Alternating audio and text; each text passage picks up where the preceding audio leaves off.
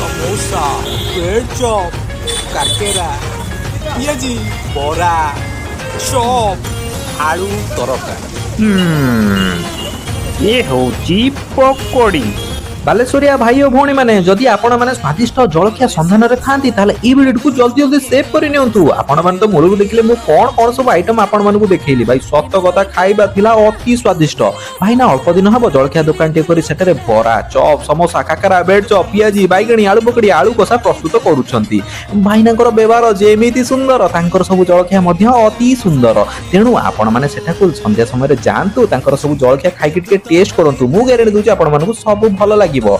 आपण माने जेबे भी जाउचंती सेठारे गोटे स्पेशल आलू पकड़ी टिए होउची तेणु ताकू खाइबाकू जमार भूलिबे नाही। आमे तो जाई खाइके टेस्ट करथुला आपण माने जिबे खाइबे टेस्ट करिवे आपनक मतामत मते कमेंट बॉक्स निहाती भाबरे जणाइबे।